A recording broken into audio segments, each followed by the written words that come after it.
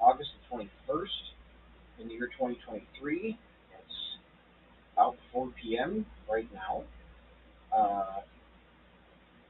Right now we are streaming live through Restream.io, but I'm using Streamlabs software to do it. And with Restream.io, it goes out through Facebook, YouTube, Twitter, and Twitch at the same time. So thank you, Restream. This is Scriptural Salvation Baptist Tabernacle. My name is Andy. Welcome to my living room. So right in front of me I have Richard and Paul, who are back from the trip they were here for last time. Hello. I have Steve to my right. I've got Sweetheart Doggy in the living room. I've got my wife Liz, my daughter Leah, Hannah, Jacob. Grace has a friend over named Ari, and Grace is in here.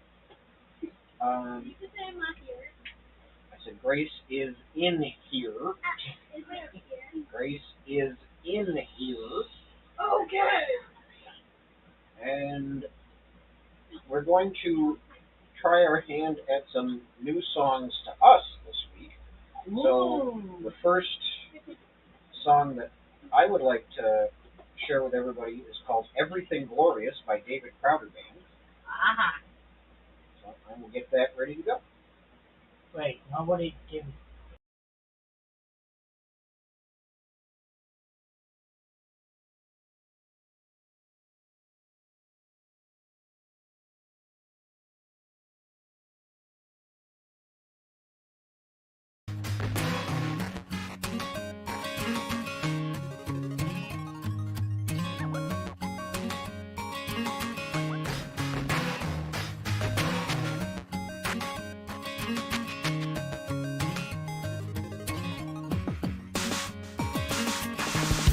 The day is brighter here with you. The night is lighter than it's you would lead me to believe, which leads me to believe you make everything glorious. You make everything glorious. Yeah, you make everything glorious, and I am yours. What does that make me?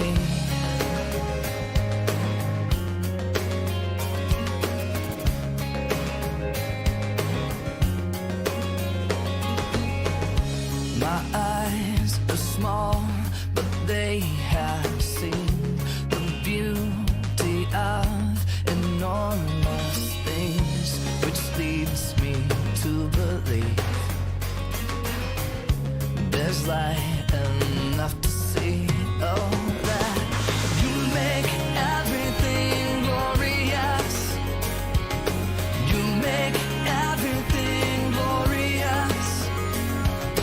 You make everything glorious, and I am yours.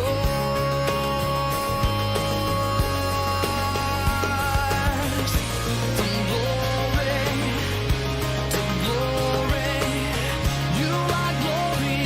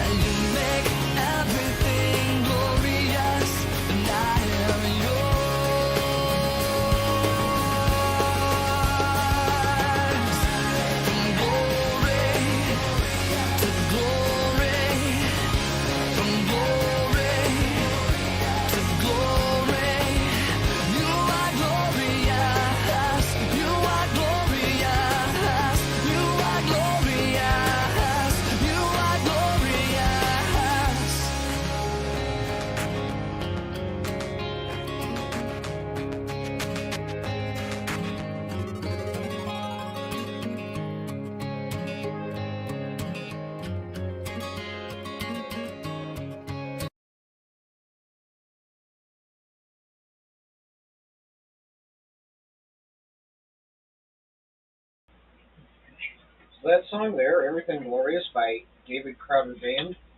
Uh, hopefully you're allowed to hear it when you replay this on whatever device you're listening on. But if not, look the song up and listen to it yourself. Everything Glorious, wonderful song.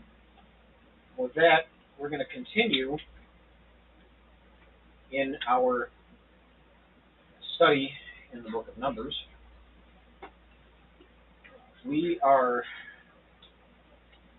on our 7th lesson in the book of Numbers.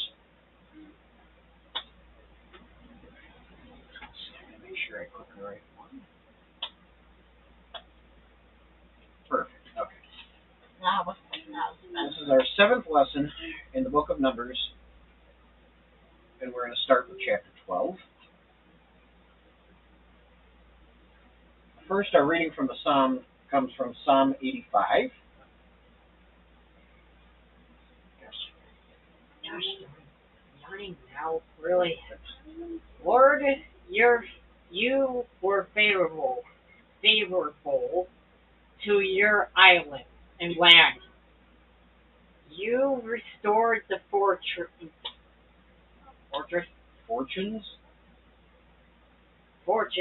of Jacob. You forgave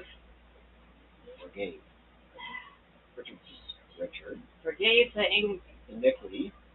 iniquity of your people.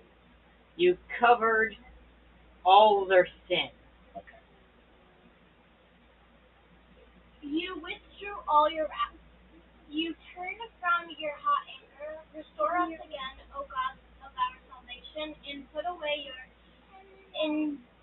indignation Very good. Yes. toward us. So, yeah, those two words right there, iniquity and indignation, those are words you can go to school and use and see if anybody notices it. Will you be angry with us forever?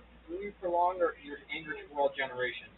Or will you not revive us again, that your people may rejoice in you? Show us your steadfast love, O Lord, and grant us your salvation. Let me hear what God the Lord will speak, for he will speak peace to his people, to his saints. But let them not turn back to folly. Surely his salvation is near to those who fear him, that glory may dwell in our land. Steadfast love and faithfulness meet righteousness and peace. Kiss each other. Faithfulness springs up from the ground, and righteousness looks down from the sky. I didn't know the reading from the Psalm was funny. Okay. I couldn't read it. What? Hey, Yes, the Lord gave what is good, and our land will yield its increase. Righteousness will go before him to make steps away.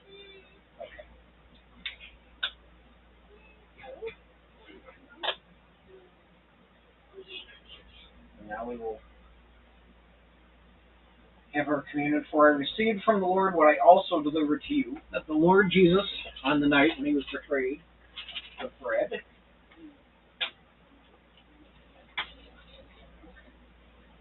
That is not a good spot, though.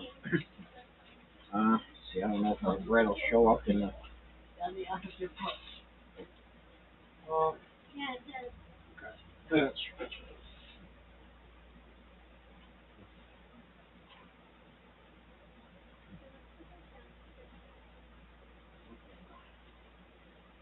Smaller bread this time.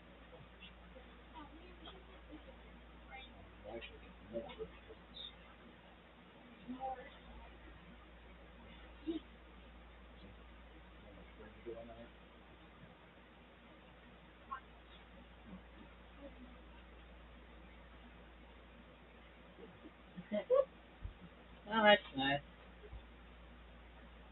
kind of moldy.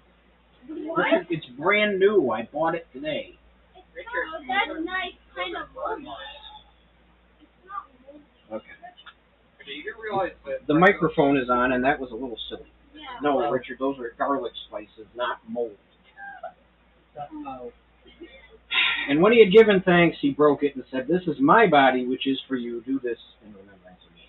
Holy bread. Finish.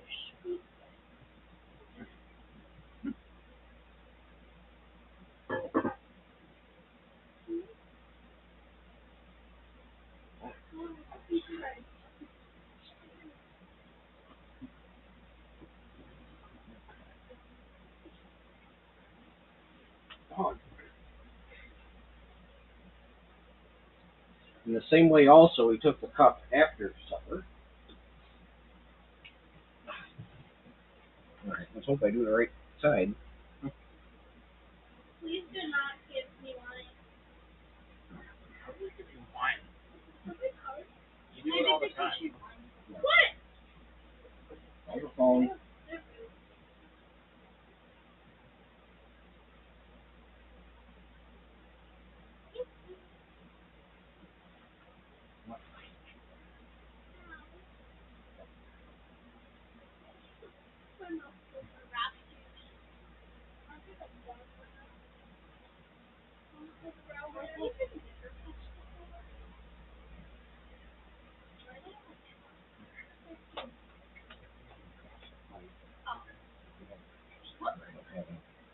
All right.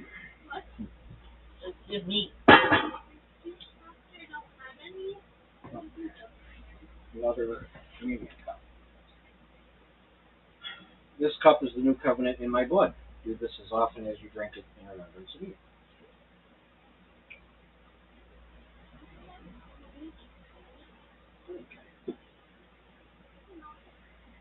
For as often as you eat this bread and drink this cup, you proclaim the Lord's death until he comes.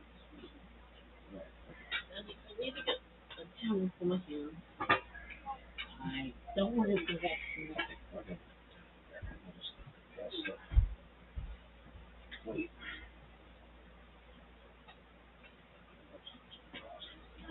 Okay.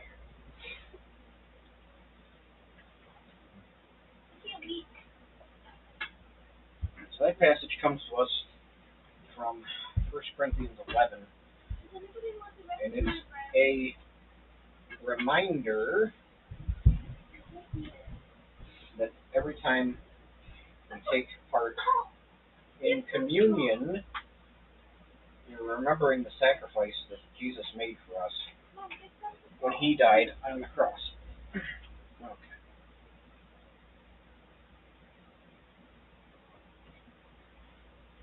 All right, that brings us to Numbers chapter 12, verses 1 through 9.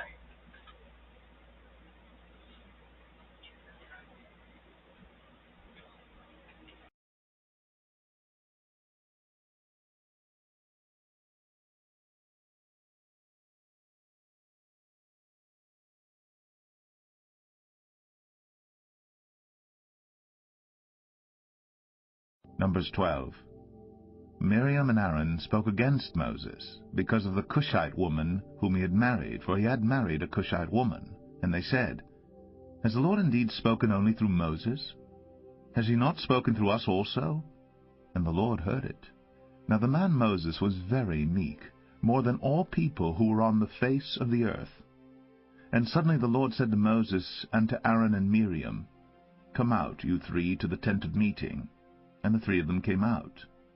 And the Lord came down in a pillar of cloud, and stood at the entrance of the tent, and called Aaron and Miriam, and they both came forward. And he said, "Hear my words. If there is a prophet among you, I, the Lord, make myself known to him in a vision. I speak with him in a dream. Not so with my servant Moses. He is faithful in all my house.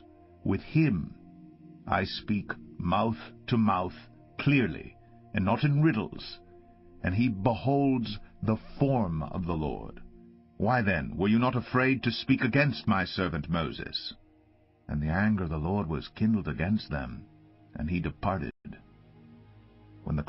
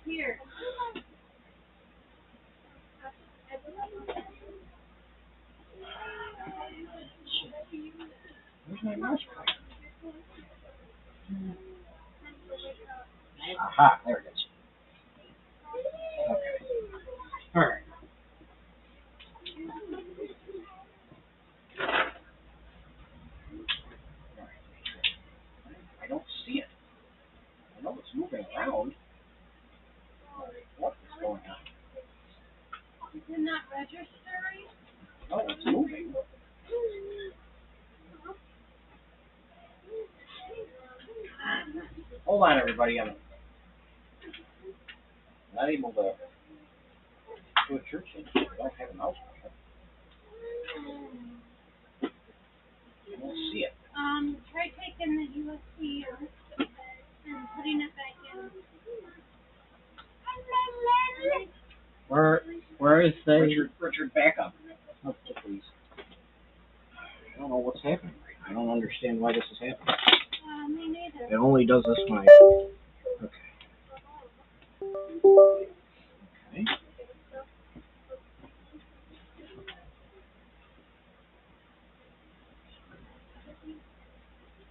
I still don't. There. No. I don't see the cursor. Where's. Want to use mine? I don't know what's happening. Why I can't click in the bottom corner. I'm sorry, everybody. I don't know why this is happening. This is ridiculous. Richard? Yeah, I don't have a cursor at all.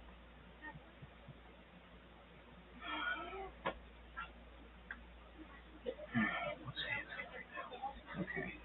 Hold on, everybody. I'm trying to get my cursor back.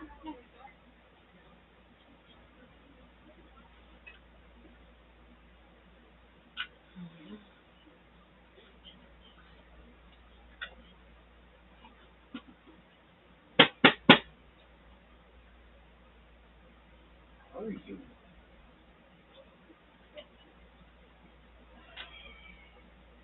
Well,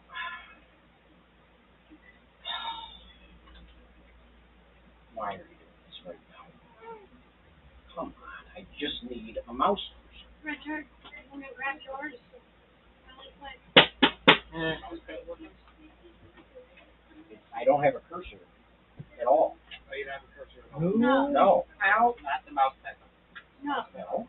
But then Because I'm. the mouse pad. Why do you say it? Because the mouse pad.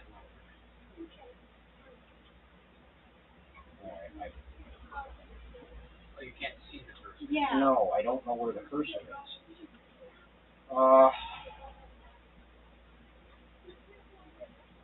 Come on, just.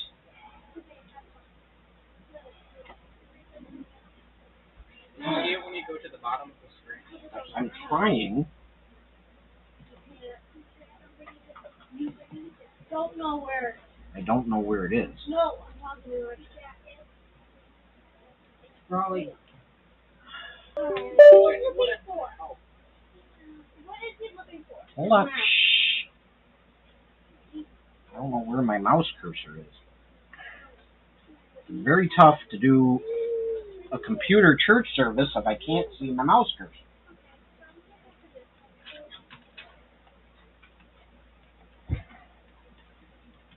Okay.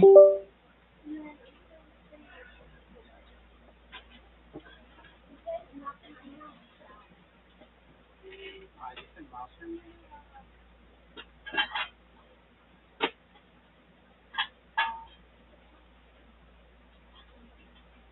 Trying to be.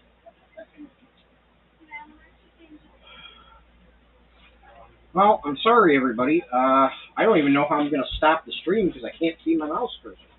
So try going to the bottom, the very bottom. Can you see it on the toolbar? I'm in the bottom, I think. I keep on moving it until you know for sure it's in. I'm there. Now.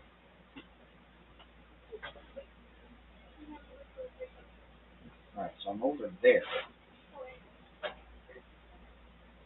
I'm in the middle. Yeah, I'm in trouble. I can't do anything. I can't see. I don't know where I am.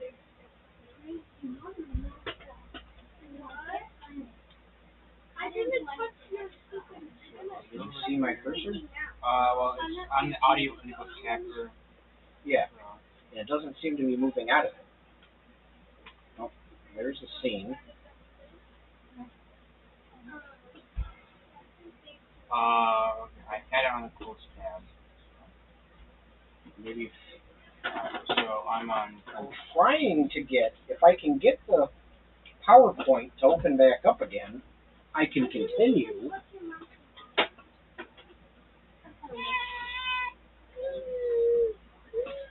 I'm just trying to get down here, but I can't seem to get down there.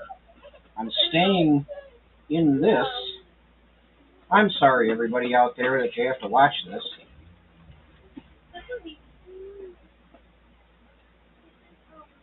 It doesn't seem to be getting out of that. Alright. Would it help if I hit the window key? Maybe. Is it showing up in there at all?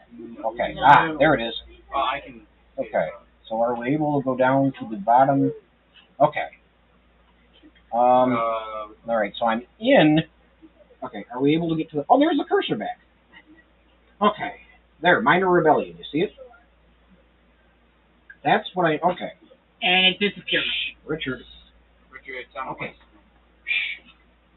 Sorry. Okay. Alright, now after a nice lengthy delay,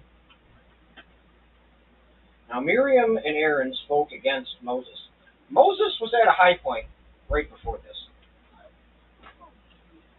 Through the first 10 chapters of the book of Numbers, they were sanctifying themselves, they were building an army, they were getting ready to go into the promised land and take it because it was theirs.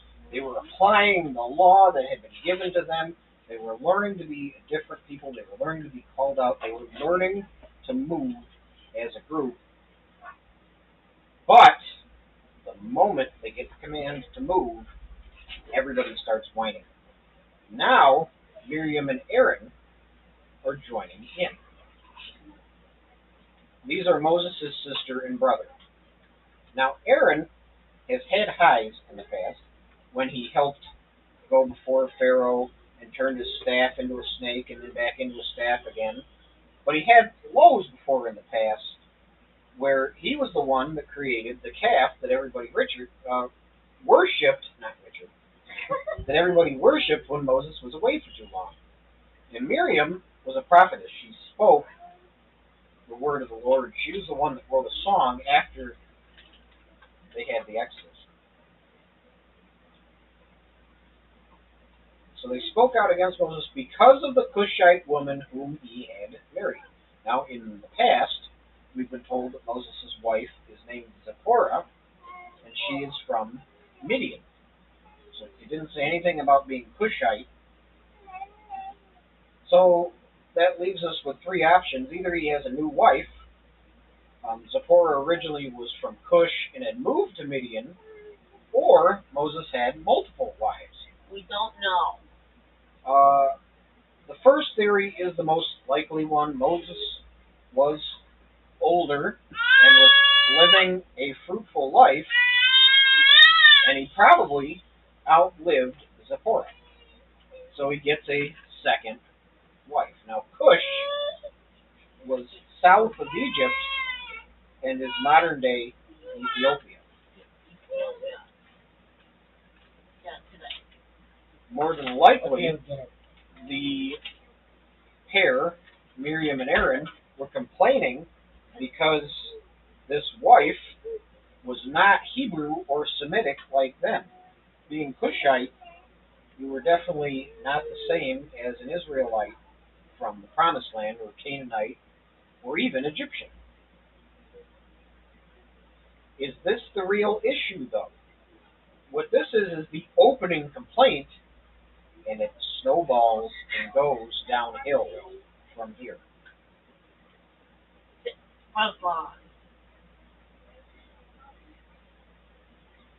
If people don't like you, they will find every reason to complain and will come up with various and all kinds of complaints against you. Has the Lord indeed spoken only through Moses? And what this is meant is to tear down Moses to make him look like he's selfish and he's the only one that can talk to the Lord. And it's to portray him as spiritually arrogant and proud. The answer is no, the Lord doesn't only speak through Moses. The Lord speaks to the people directly. He's also spoken to Aaron through Aaron, the people? But the answer to this is also yes, because Moses is the appointed leader. Moses has a close relationship with the Lord. Moses symbolizes Christ. Miriam and Aaron knew that they were gifted, and what Miriam is doing is insinuating unfairness.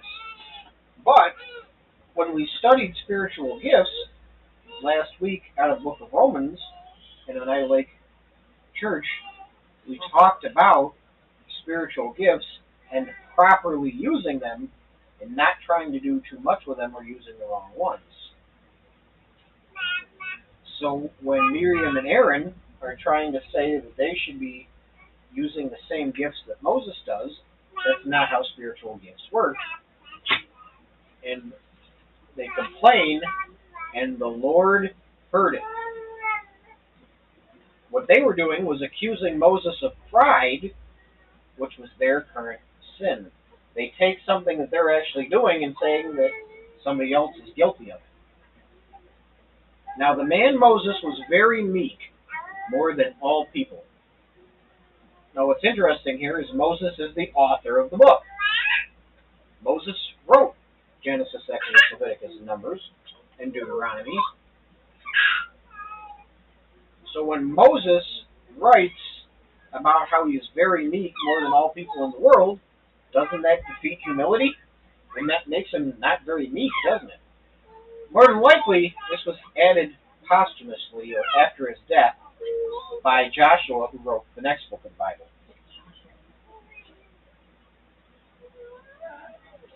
So what Joshua is trying to do here is Moses was such a humble person. Moses is trying to show everybody, or Joshua was trying to show everybody how humble Moses was. And suddenly the Lord said to Moses and Aaron and Miriam, so here we have something immediate. Some of his judgments take a very long human time. You have to wait a long time for the Lord to come through and give you an answer on things, but not this one. This one was swift and immediate. Come out suddenly, right now, I need to talk to you three. Conference.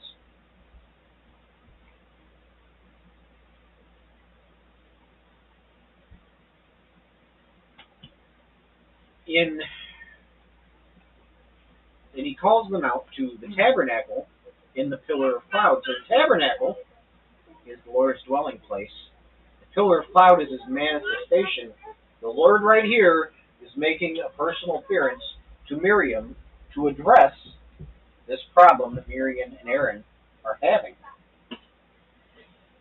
Miriam and Aaron probably feel pretty good.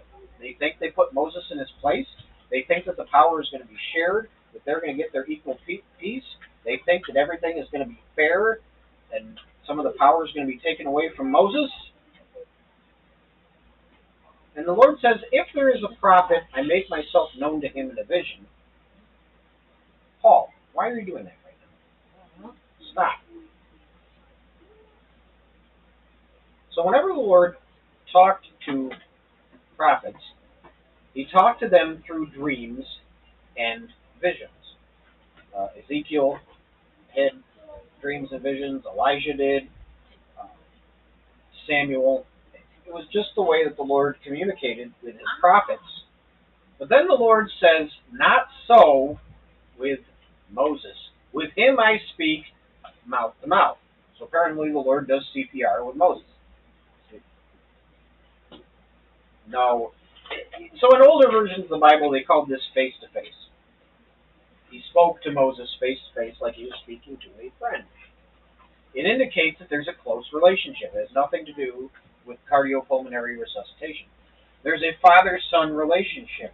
There's a God the Father, Jesus the Son relationship between Yahweh and Moses. There's a very close relationship here. And the Lord doesn't speak to Moses in riddles, and he beholds the form of the Lord. So when the other prophets have visions and they have to speak in riddles, when you read prophecy and it speaks in poetic language, it makes it a little more difficult to understand, but that's not the way the Lord speaks to Moses. When prophets have dreams, they need interpreting. But when Moses goes and meets with the Lord, his face glows and he shows the radiance of the Lord to everybody. Moses is a special leader with a close relationship. It was needed for this time period. 400 years the Lord let the people stay in slavery. 400 years the Lord was very quiet to the people. 400 years the people needed guidance. Moses was the one that was chosen. He was a very special person. Why then were you not afraid to speak against my servant Moses? So Miriam and Aaron have made a big oops. Yeah. They knew that Moses was special. They knew that Moses was the guide. They knew that Moses was the prophet. They knew that Moses was the one that the Lord spoke to face. But yet they still complained and tried to say that they deserved the same amount of recognition as him.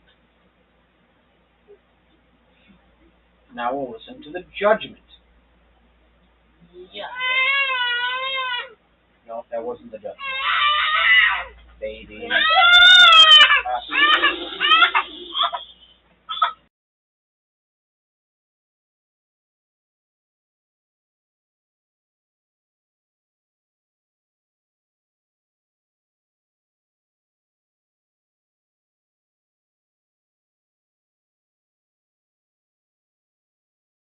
Cloud removed from over the tent, behold, Miriam was leprous like snow. And Aaron turned toward Miriam, and behold, she was leprous. And Aaron said to Moses, O my Lord, do not punish us, because we have done foolishly and have sinned.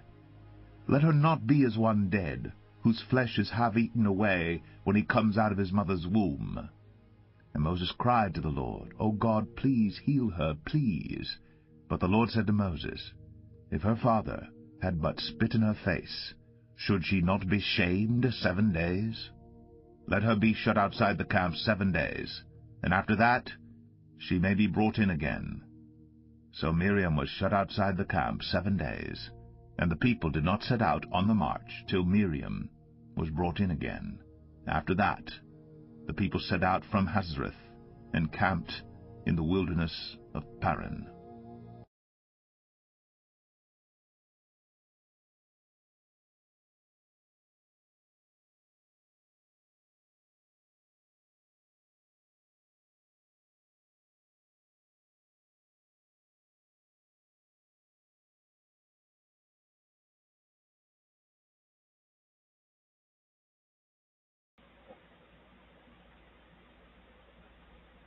Now Miriam was leprous like snow. So Miriam had committed sin, and her heart was sick with sin. And what the Lord does is really quickly show just how sick her heart was with sin. He gives her a very advanced case of leprosy, a very bad skin disease that could lead to limbs falling off. And Aaron turned to Miriam, and behold, she was leprous. He was shocked, so he turns around and he looks at his sister, and she's got leprosy, a very advanced case. She didn't know that she had leprosy. He's the one that turns around and looks. So it's such a sudden bang, you've got this terrible disease, it's a shock to both of them. O my Lord, do not punish us, because we have done foolishly. Through the book of Leviticus, we have all kinds of ways to deal with people who have leprosy, have them live outside the camp. You need to be examined by the priest, and you need to look for this type of bump, and you need they have to be clear of the disease for this many days, and you have to perform a ritual to be able to show that they can come back into camp. So Miriam has this disease, and it's terrible. And Aaron looks at Moses and says, do not punish us, because we have done foolishly. He addresses Moses. He has an instant change in heart, which leads me to believe that Aaron is a very impressionable person. He changes with the wind. First he's following Moses around, and he's very strong, and he goes to Pharaoh, and he wants to leave the country, and then the moment Moses is gone for too long, he completely changes his tune and becomes the person that builds the golden calf. And he sees Moses do all these wonderful things for them, and then his sister starts to complain, and he follows her. But the moment he sees what happens to his sister, he changes his mind again. If the people need an idol, Aaron's the one that makes it. When his sister is discontent, Aaron's the one that follows. So is this change in heart sincere? I would say probably not. He just didn't want the leprosy to happen to him.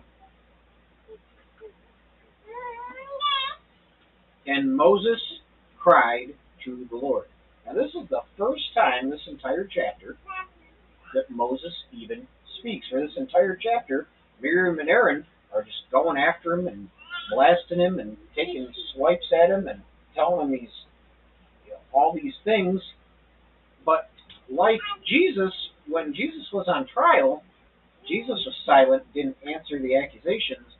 Moses is just like that. Moses is silent before his accusers.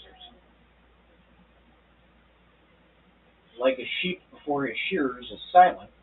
Oh God, please heal her, please. So, and then Moses acts like Jesus and is silent when he's being accused.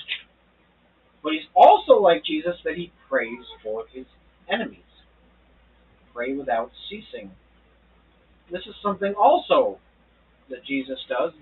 As Jesus is on the cross and they're swearing at him and they're doing all these terrible things, so Jesus looks out and says, Father, forgive them, for they know not what they do. We need to have the heart of Jesus. We need to be able to look at the people that are doing bad things to us and say, Father, please forgive them. I know that it's wrong, but they don't. Please be merciful to them. You need to pay attention. If her father had spit in her face, she would have been put out of the camp for 7 days. So if she had done something wrong and her father had spit on her, which is a way of indicating shame, she would have been put out of the camp. But she did something way more shameful than having her father spit on her. She went out and demanded that Moses, the very prophet, the early way of portraying Jesus, be brought down, be brought out. So she's put outside the camp for 7 days to mend her sinful heart.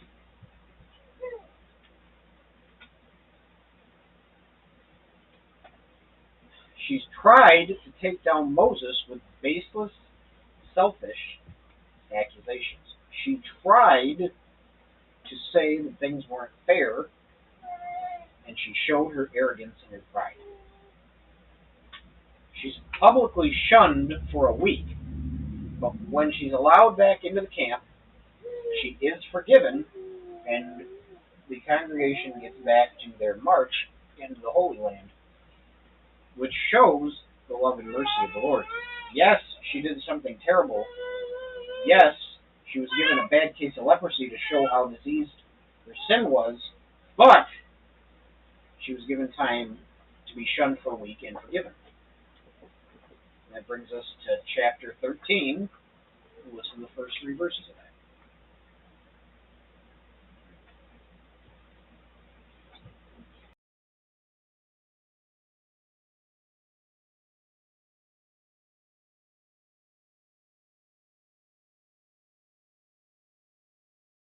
Numbers 13. The Lord spoke to Moses, saying, Send men to spy out the land of Canaan, which I am giving to the people of Israel.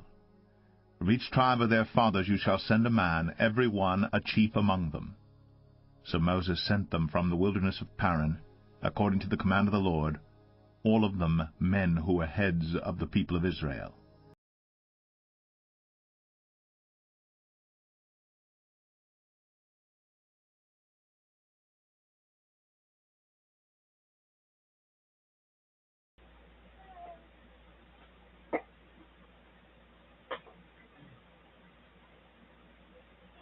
Send men to spy out the land of Canaan, which I am giving to the people. The Lord had already spied the land for them, so what he decides to do is, let's send them in, let them see what this land is about for themselves, because it's a test of faith. I know that this land is good. I know that this is where I want them to go. I'm going to give it to them. Let them decide for themselves that this is the perfect place for them. They're being given the land. They were already told how good it was. It was the promised land. Now they have to go by faith and take it. From each tribe of their fathers you shall send a man. Well, this is common among ancient Israel. No, that baby. No. What they did is they took one representative from each tribe. So when they brought gifts to the tabernacle, they did this. They sent one head of the tribe from each tribe to send a gift at the tabernacle. It was a representative for the people. And this happened often. And now we'll have an overview of verses 4 through 15 of chapter 13. And in the next few verses, in chapter 13, it lists the 12 tribes: Reuben, Simeon, Judah, Issachar, Ephraim, Benjamin, Zebulun, Manasseh, Dan, Asher, Naphtali, and Gad.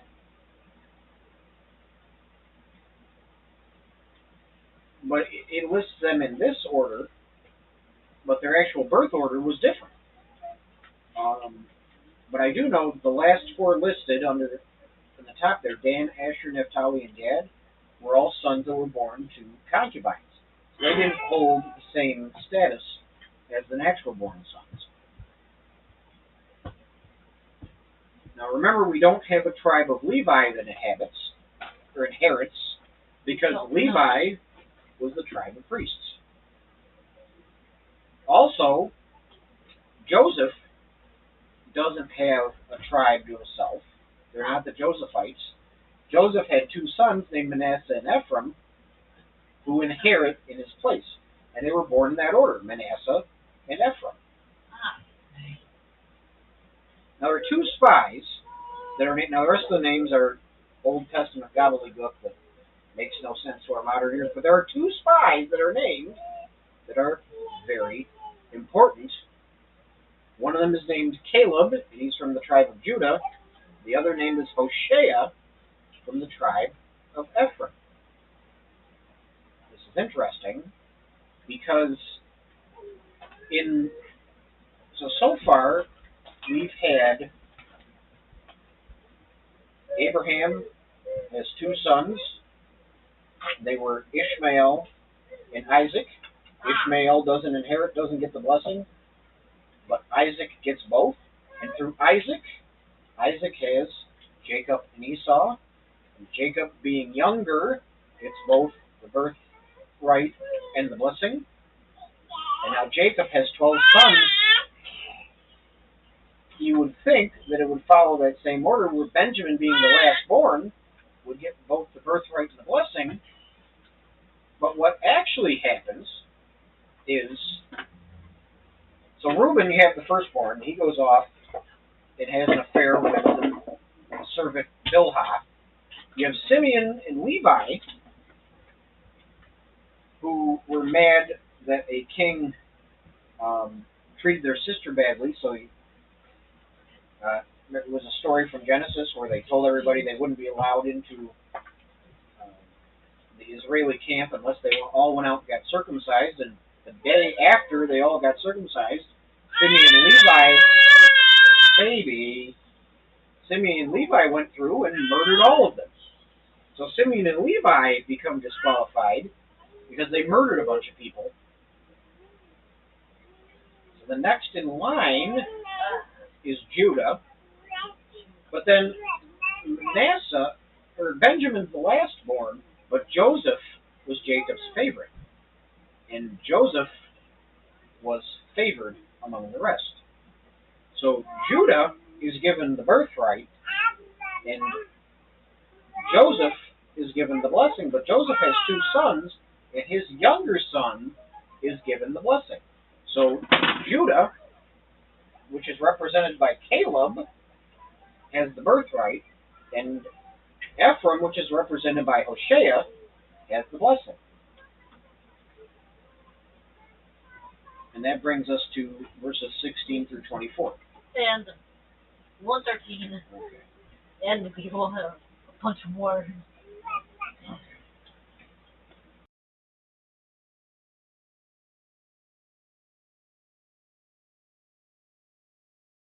Tribe of son of Machi, Guel, the son of Machi. These were the names of the men whom Moses sent to spy out the land. And Moses called Hoshea, the son of Nun, Joshua. Moses sent them to spy out the land of Canaan, and said to them, Go up into the Negeb, and go up into the hill country, and see what the land is, and whether the people who dwell in it are strong or weak, whether there are few or many, and whether the land that they dwell in is good or bad, and whether the cities that they dwell in are camps or strongholds, and whether the land is rich or poor, and whether there are trees in it or not. Be of good courage, and bring some of the fruit of the land. Now the time was the season of the first ripe grapes. So they went up and spied out the land from the wilderness of Zin to Rehob near Lebo Hamath. They went up into the Negeb, and came to Hebron. Ahiman, Sheshai, and Talmai, the descendants of Anak, were there. Hebron was built 7 years before Zoan in Egypt. And they came to the valley of Eshcol, and cut down from there a branch with a single cluster of grapes. And they carried it on a pole between two of them. They also brought some pomegranates and figs. That place was called the valley of Eshcol, because of the cluster that the people of Israel cut down from there.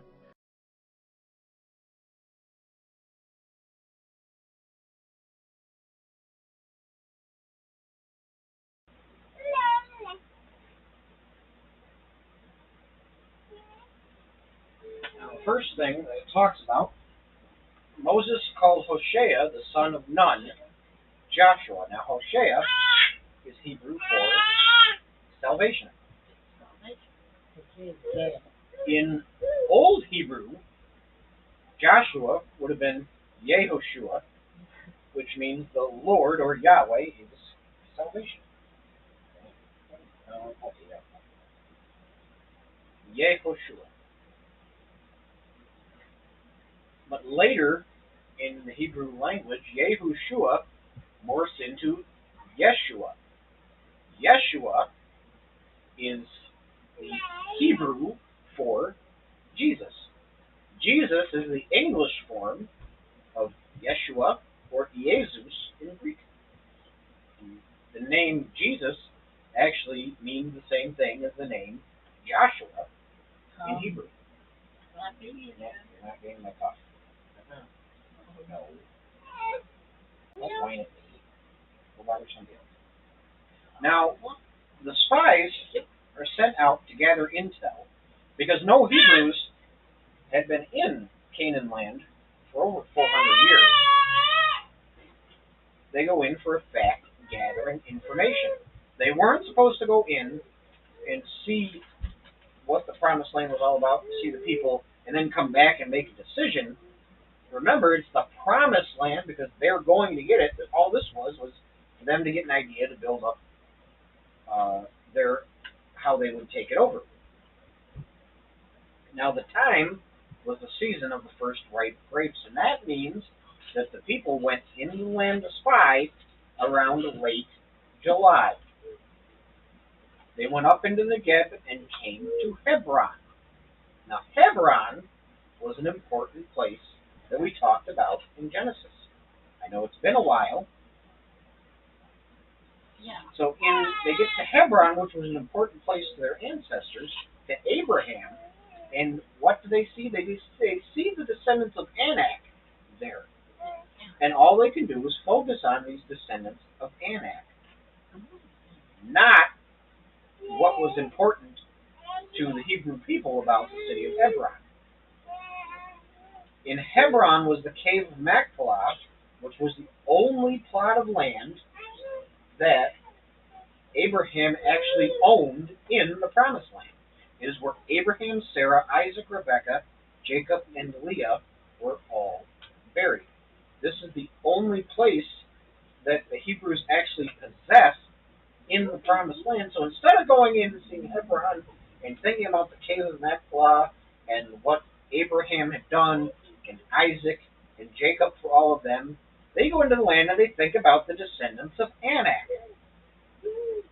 They don't connect to the history or their ownership of the land. They connect to the Canaanites that were currently living there. And then it gives us a little tidbit that Hebron was built 7 years before Zoan in Egypt.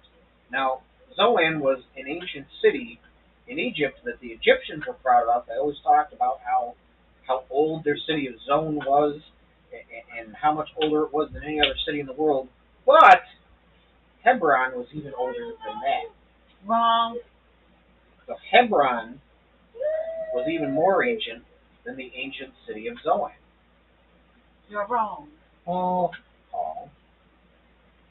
Zone was a place of pride for the Egyptians because it was such an old city. But here we learn that the Promised Land was even older, had been around longer, and had a city in it that was older than anything even Egypt had. And then they cut down some grapes in this Promised Land, and they're able to cut down these grapes and carry it on a pole between two of them. So when was the last time I was able to go to the store and buy grapes? We had to take a pole and carry the grapes. Picture how big these grapes are. These are pretty stinking big grapes, aren't they? They're grapefruit-sized grapes or something. So, in this isn't an exaggeration. This can happen with the right weather and the way the climate is in Israel. In the Mediterranean, they can grow some pretty big fruit. We will finish the chapter in verses 25 through 33.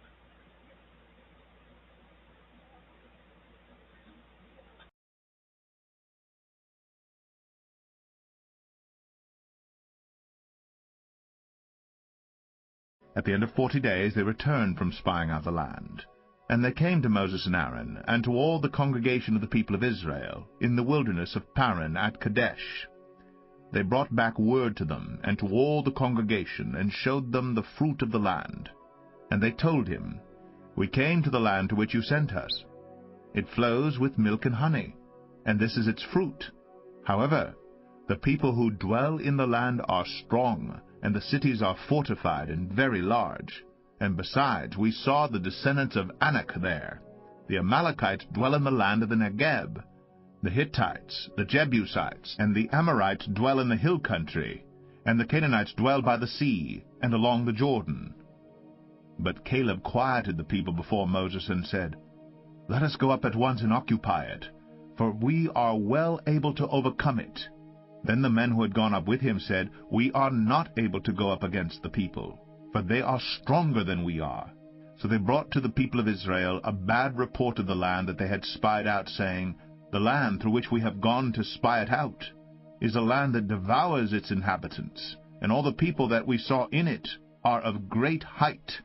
And there we saw the Nephilim, the sons of Anak, who come from the Nephilim, and we seemed to ourselves like grasshoppers, and so we seemed to them.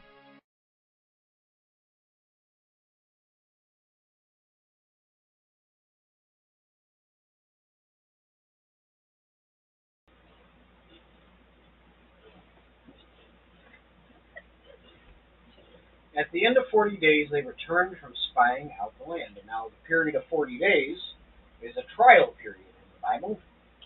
Noah was on the ark for 40 days and 40 nights, and he passed his trial of faith.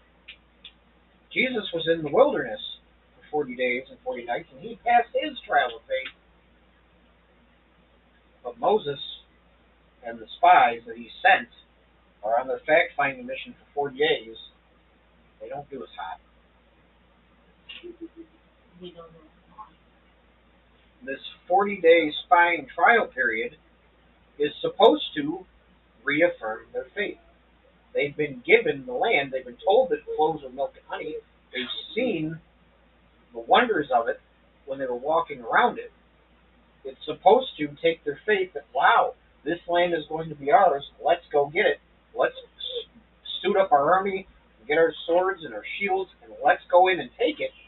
Because when you're in the army of the Lord and you have the shield of faith and the sword of the Spirit, you can take down your foes because the land is promised to you. This was supposed to be something where they went in, saw the land, saw how great it was, and decided to go in and take it immediately. Well, they fail miserably. They see that the land flows with milk and honey, and they are shown just the grapes that are there. It's a plentiful land. There's a lot. There's everything that they need. Remember, just last chapter,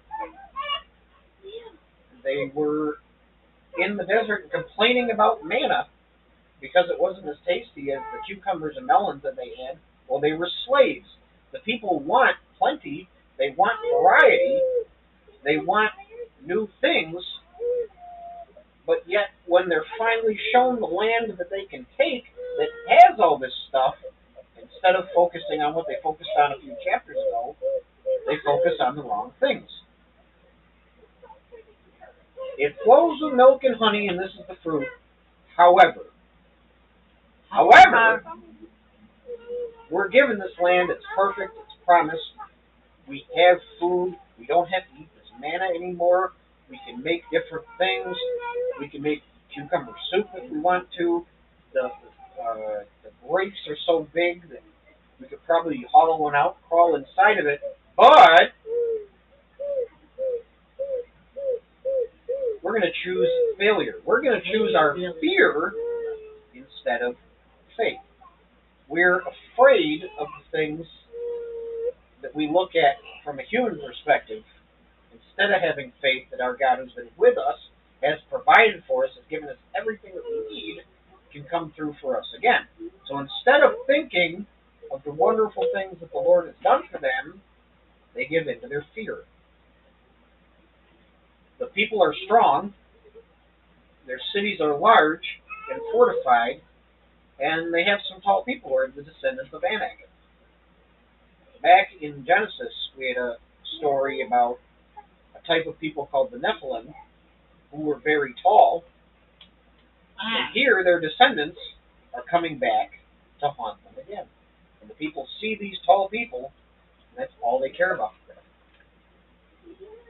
Some think that when we do finally meet Goliath, later on, Goliath was a very, very tall man, that he was also a descendant of this Anak of the Nephilim. So to give you an idea, these were huge people.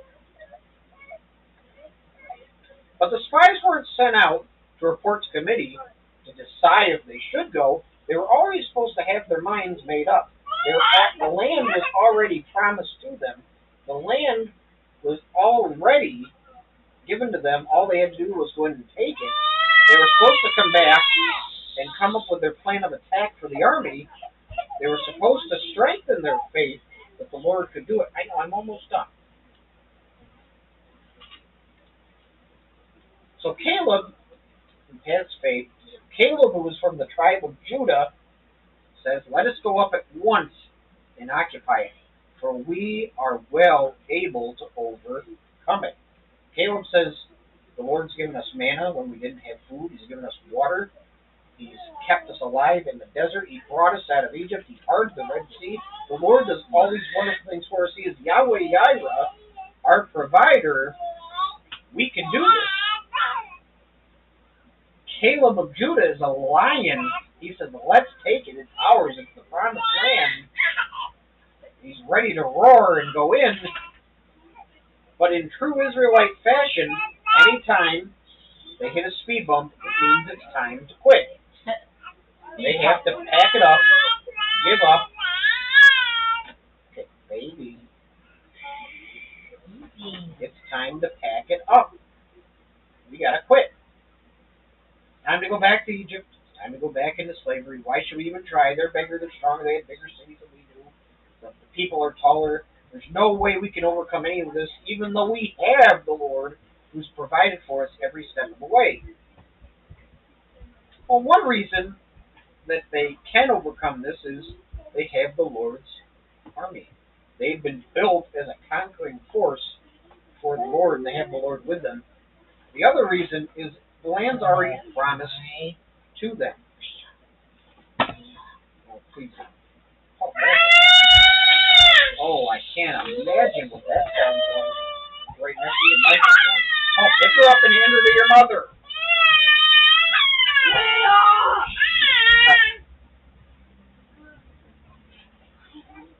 Reason 2 is the land is promised to them. It's already theirs. All they have to do is walk in. And reason 3 is they have the Lord who has all these names. Elohim, our God. El Elyon, God Most High. El Roy, God who sees me. El Olam, everlasting God. El Shaddai, God Almighty. Yahweh Yireh, my provider. He's with them. If he's with them, there's no one that can be against them.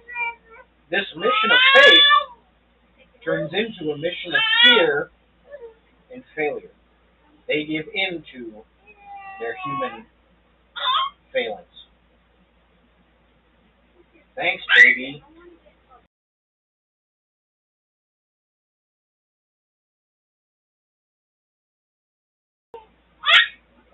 We're going to do another song that's new to us here. It's called Death Was Arrested. So for some reason it doesn't come through or the audio is blocked, just look the song up. Death Was Arrested. And without further ado,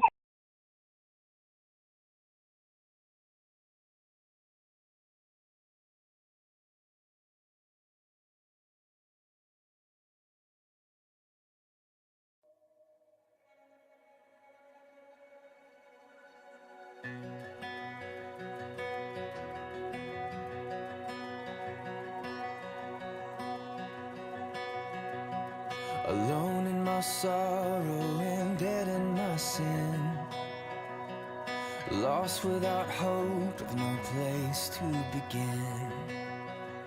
Your love made a way to let mercy come in. When death was arrested and my life began, ash was redeemed, only beauty remains, and my orphan heart was given a name. My mourning grew quiet, my feet rose to dance. When death was arrested and my life began. Oh, your grace, so free, washes over me. You have made me new, now life begins with you. It's your endless love pouring down on us. You have made us new, now life begins with you. Released from my chains, I'm a prisoner no more. My shame was a ransom he faithfully bore. He canceled my debt and he called me his friend. When death was arrested and my life began. Oh, your grace, so free, washes over me. You have made me new, now life begins with you. It's your endless love pouring down on us. You have made us new, now life begins with you.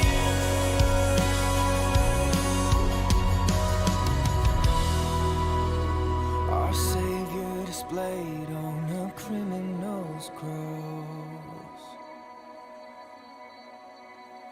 Darkness rejoiced as though heaven had lost. But then Jesus arose with our freedom in hand. That's when death was arrested and my life began. Oh, your grace so free washes over me. You have made me new. Now life begins with you. It's your endless love pouring down on us. You have made us new. Now life begins with you. Oh, we're free, free, forever we're free. Come join the song of all the redeemed. Yes, we're free, free, forever, amen. When death was arrested and my life began. Oh, we're free, free, forever we're free.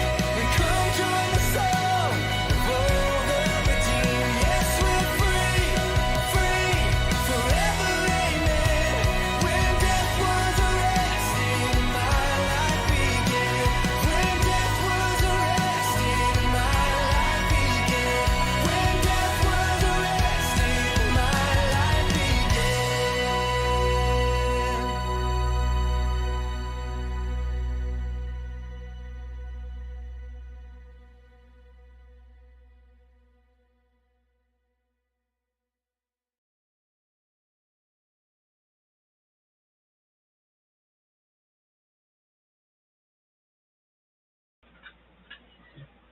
Thank you all for joining us this week and for sticking through our little debacle where we lost the mouse cursor.